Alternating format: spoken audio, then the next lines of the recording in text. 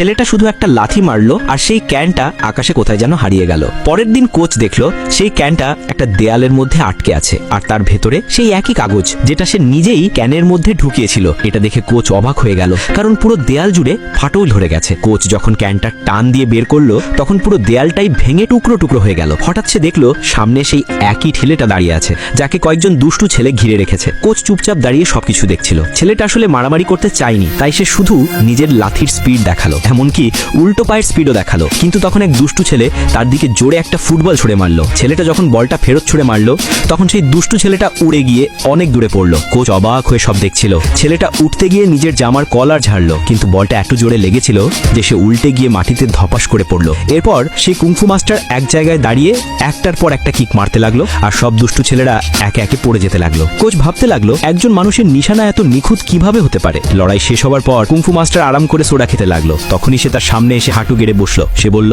আমি তোমাকে ধনী বানাতে পারি, তোমাকে ট্রেন করব, তুমি একদিন ওয়ার্ল্ড কাপ জিতবে। কুংফু মাস্টার সঙ্গে সঙ্গে বলল, আমাকে এক্ষুনি ফুটবল শেখাও। কোচ বলল, আগামীকাল সকাল 9টায় তোমার নতুন জুতো নিয়ে মাঠে চলে এসো। কিন্তু কুংফু মাস্টারের পায়ে তো ছিল শুধু চামড়ার টুকরো, যেটা সে আবর্জনার মধ্যে থেকে তুলে সপারের ফিতা দিয়ে বেঁধে নিয়েছিল। তার পুরনো ছেঁড়া জুতোও ছিল, কিন্তু গতকাল সে সেই জুতোগুলো হোটেলওয়ালাকে দিয়ে দিয়েছিল, কারণ তার কাছে খাওয়ার টাকাও ছিল না। পরের দিন সকালে সে খুব আগ্রহ নিয়ে এক দোকানের কাঁচের সামনে গিয়ে দাঁড়ালো, যেখানে চকচকে নতুন জুতোর এক জোড়া সাজানো ছিল। কিন্তু দোকানের মালিক তাকে ভিখারি ভেবে তাড়িয়ে দিল।